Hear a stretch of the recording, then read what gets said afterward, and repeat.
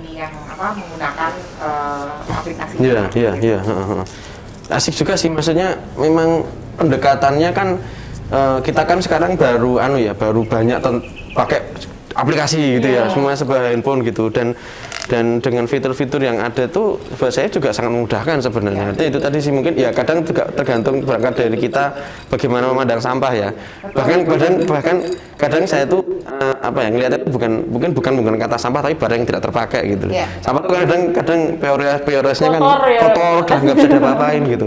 Sementara mungkin kalau bergeser ke arah Mbak, industri yang bisa menerima sampah itu gimana Mbak? Kalau sekarang di kita mungkin skupnya kita di sini ya, artinya saya nggak tahu kok nasional gimana, tapi paling nggak mungkin sejauh istilahnya industri yang bisa menerima mungkin bahan-bahan sampah olahan tadi itu mereka sebenarnya apakah sudah siap atau sebenarnya kita juga ada problem di situ gitu?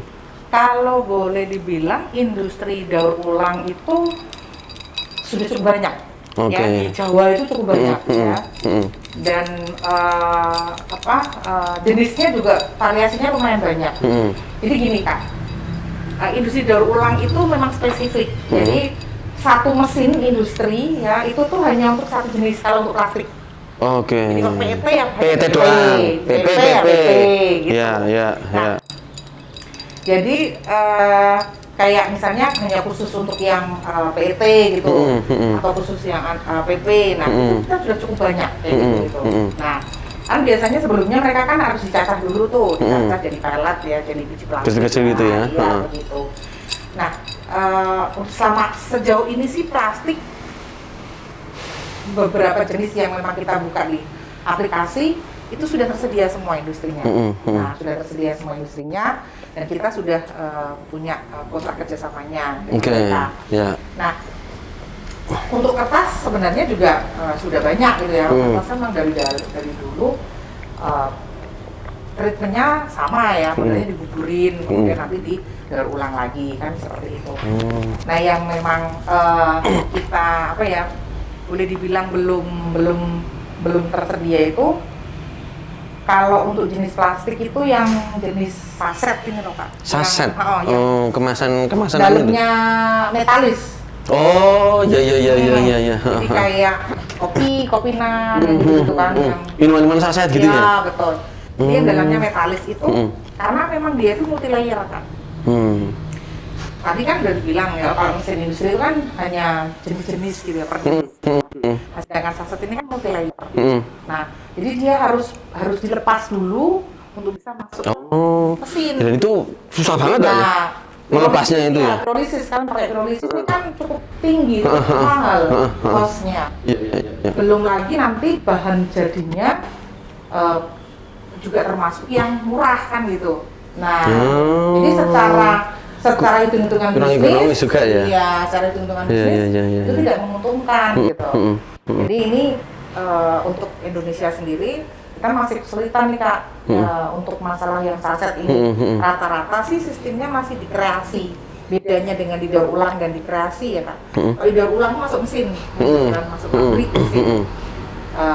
Kemudian kalau dikreasi, contoh kata dia dirajang kecil gitu, kemudian jadi tas, kemudian campur dengan semen jadi paving. Nah, itu kadang pendekatan yang mungkin mungkin kalau dari segi spirit bahwa kita ingin merecycle dalam tanda kutip sampah biar nggak kebuang, yuk kita bisa nyampah, kita bikin jadi produk lain gitu ya.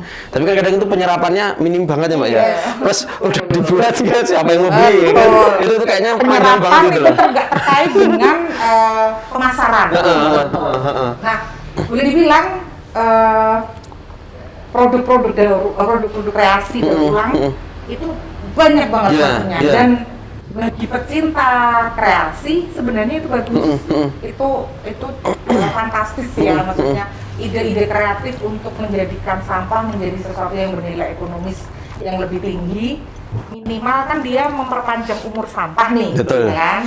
Nah, itu sebenarnya cukup luar biasa dan cukup mahal. Oleh karena itu kenapa hasil kreasi daur ulang itu juga harganya lumayan. Nah, tapi sayangnya orang Indonesia ini memang belum mencintai hal-hal yang seperti itu, sehingga pasarnya memang kecil banget ya. Atau mungkin nggak mungkin ya. Cukup menyedihkan Ya, lah. soalnya kadang mikirnya mungkin sebenarnya mungkin ya itu sebagian dari solusi ya, tapi kadang kan itu yang di saya kadang agak kurang seraknya itu digembar-gemborkan jadi solusi besar gitu loh. Padahal secara real kan satu ya itu penyerapannya gimana, kedua barangnya apa ya aku gitu kan. Padahal kita dihadapkan pada masalah sampah yang jumlahnya luar biasa banyak, penggunaannya itu penyerapannya juga harus gede gitu loh. Saya juga baca di luar aja juga penyerapannya masih kecil banget loh, artinya dengan pengolahan yang seperti itu gitu ya, sekian persen baru hanya bisa terolah, sisanya tetap kebuang gitu, sampai yang ada apa itu istilahnya Pacific garbage, apa itu namanya, yang pulau gede banget di Samudra Hindia Pasifik itu yang isinya sampah tok gitu kan.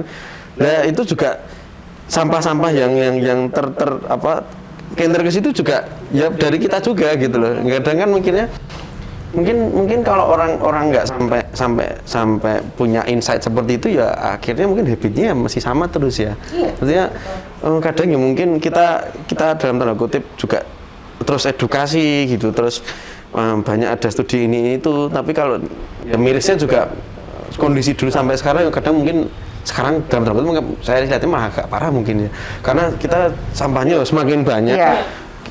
Terus ya saya mungkin bagian dari itulah, kafe-kafe pada take away gitu. Terus saya tuh waktu awal juga mikir, ini gimana ya? Solusi paling minim minim merusak gitu ya. Artinya kan bagaimanapun kita aktivitas manusia kan mungkin secara pasti akan ada efek itunya gitu kan. Kalau kita punya kesadaran untuk meminimalkan itu kan, makanya saya mikir, oke, saya tak pakai plastik yang ramah lingkungan, tapi nanti resikonya ada ke arah situ juga, orang malah terus habitnya jadi ada moral hazard seperti itu, atau malah belum tentu dia bisa di-recycle gitu kan. Terus udah gitu mahal lagi. Banget. Saya mikir, waduh kok mahal banget. Luar biasa, solusinya tuh jauh banget gitu loh Mbak. Saking murahnya plastik yang kita pakai itu luar biasa, gila itu. Kan kalau plastik kantong plastik sekali pakai yang biasa, itu kan juga hasil daur ulang. Iya. Semakin murah gitu. Nah sedangkan yang itu tadi kan capnya itu loh yang mahal gitu. Karena dia biodegradable kayak serba bio itu mahalnya biasa itu loh. Dia kemudian menjadi naik daun gitu kan. Ya pinter-pinternya bisnis lah. Iya makanya gitu. Terus saya mungkin sekarang kalau misalnya pakai kertas, saya agak merembetnya sedikit mikirnya, nanti kalau saya pakai kertas juga diproduksi dari misalnya pohon dan sebagainya. Dari itu sumpah. Mungkin cari kertas yang memang dia hasil produk daur ulang, Kak. Iya. Jadi kan memang ada beberapa jenis kertas yang model didaur ulang, kemudian dia jadi bag lagi gitu ya. Apa sih istilahnya, craft paper ya atau apa ya yang warna coklat itu ya? Benar, yang model daur ulang.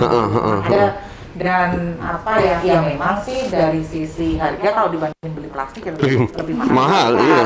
Iya. Tapi kalau kita bicara dari sisi lingkungan, nah mungkin juga bisa kalau misalnya kakak udah pakai itu ya, kertas itu, dia nanti sistemnya kami punya, nah ini kita contohnya plastik ya, kebetulan dia memang pakainya plastik karena dia produknya plastikan semua, jadi dia kayak kami ini bisnisnya makanan ringan, tapi model plastik, jadi snack itu loh Kak. Nah dia sistemnya gini, kalau pelanggan udah punya banyak plastik gitu di rumah, hasil beli dari snack di tempat dia itu silahkan ketika dia belanja lagi plastiknya dibawa lagi. Nah, plastiknya dibawa lagi. Nanti dia di sana kasih bonus apa? Itu juga tak terapin Mbak di sini. Jadi kalau di plastik cupnya itu sealnya atas itu saya tulisin. Jadi kalau misalnya belanja produknya di sini, kalau dibawa balik ke sini sampahnya yang plastik sama kemasan itu nanti ada kontraprestasi apa gitu. Tapi memang ya itu kadang saya juga mikir pasti orang ya kalau nggak terdorong untuk misalnya memang pengen meminimalkan sampah ya mungkin agak juga sih Mbak, kan mikirnya repot balik lagi ya. Tapi maksud saya tuh juga pikirnya gini, oke lah kalau misalnya di luar belum bisa diolah, Ya sudah, aku kan pakai di sini pakai rapel nih. Dalam tanda kutip bisa aku pastikan bahwa sampah yang apa plastik apa itu sebisa mungkin kita arahkan ke rapel gitu loh. Kalau mungkin kan beda kasus kalau misalnya sistem sampah kita sudah pengolahan semua gitu ya. Nah itu mungkin saya dalam tanda kutip oke, nanti pertimbangan pilihannya nanti ada lain gitu.